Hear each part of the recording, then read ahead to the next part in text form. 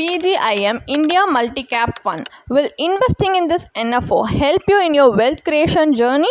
Let us find out through an in-depth analysis in this video. Hi, welcome to holisticinvestment.in. We help individual investors like you to make the right financial and investment decisions to reach your financial goals in a more faster and smarter way. So before analyzing whether this NFO will be a good fit for investment portfolio or not, let us first understand what is a multi-cap fund is. So a multi-cap fund is a diversified mutual fund that can invest across market capitalization. So according to SEBI guidelines, it must be invested in small cap, mid cap and large cap stocks, and 25% of the capital should be invested in each cap stock.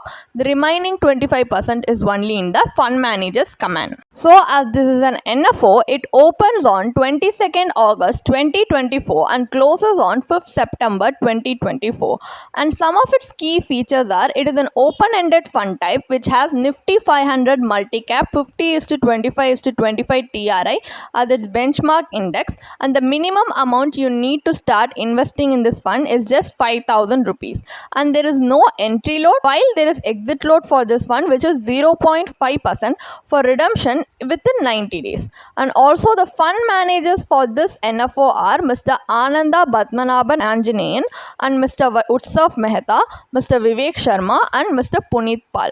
So these are the fund managers of this NFO. Now as we have taken a look at the key features of this NFO, now let's better understand the investment objective of this fund, which is to provide investors with opportunities for long-term growth in capital appreciation from a diversified portfolio of equity and equity related instruments across market capitalization. So how do they aim to achieve that kind of investment objective? What is the investment strategy? So their investment strategy is to provide diversified allocation across market capitalization, look for the viability of the business rather than the sector of operation, so they can focus more on undervalued stocks using active stock selection. So this is the investment strategy implemented to achieve their investment objective. So now as we have understood a few basic details about this NFO, now let's move on to analyzing whether this will be a good fit for investment portfolio or not.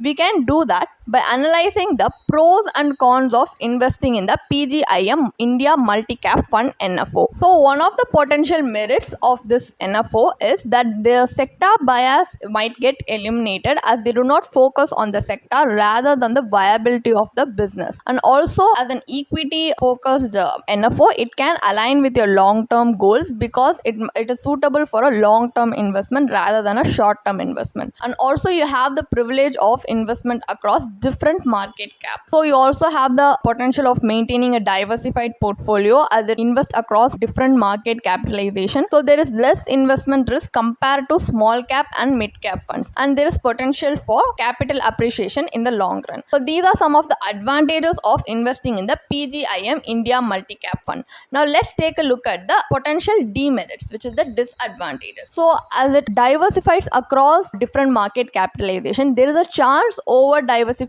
might occur which dilutes your overall returns. So the fund management style for this fund is unknown as this is an NFO which has no track record, and we have yet to see how it will perform in the market. So we cannot properly analyze the performance of this NFO and take a calculated risk because we do not have clear idea about the stocks to be selected, and we cannot analyze the stocks inside the portfolio, which makes it a risky investment. So as an NFO, we do not have the proper research or the proper track record and portfolio to take a informed calculated risk. So if we choose to invest in it, it's going to be a blind risk.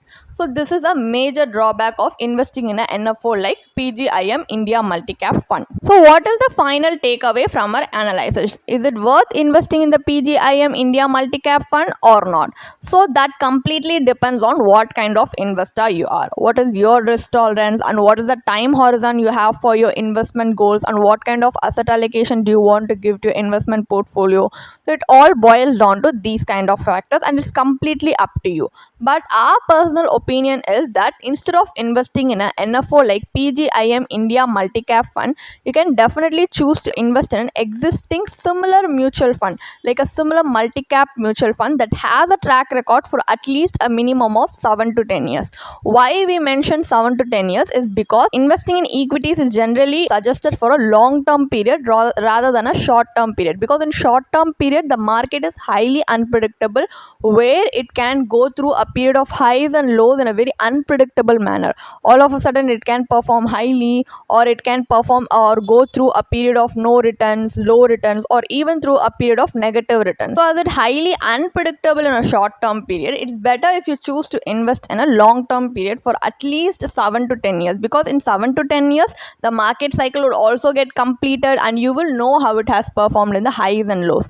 So it's better if you choose to invest in an existing similar mutual fund that has a track record of 7 to 10 years for you to take a calculated risk. So you can do proper analysis of the performance of the mutual fund and do proper research analysis and then take a calculated risk. But here investing in this NFO without proper portfolio and research investment is definitely risky and can even impact the returns in your overall investment portfolio.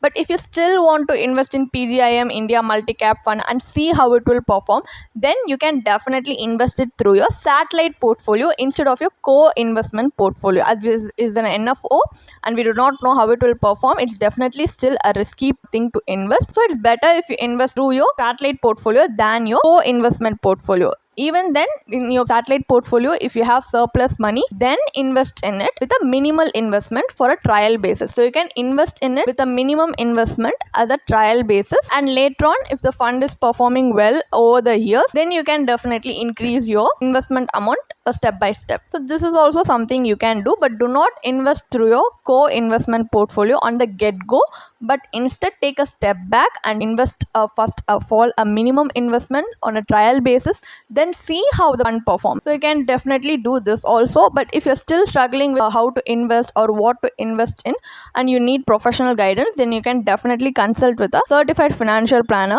who will be able to give you proper financial guidance professionally and be helpful for you in long run for a better financial future. And if you want to gain more professional guidance through a professional financial planner, you can choose to book a one-on-one complimentary consultation with one of our professional financial planner through the link in the description. Also, if you want to gain more investment and financial insights through the leading experts in the finance industry, we also conduct regularly free live webinars through which you can register and gain these insights. The link is in the description. Also, if you like this video, definitely hit like and subscribe to YouTube channel so we can come up with more such financially beneficial content for you. Thank you for watching.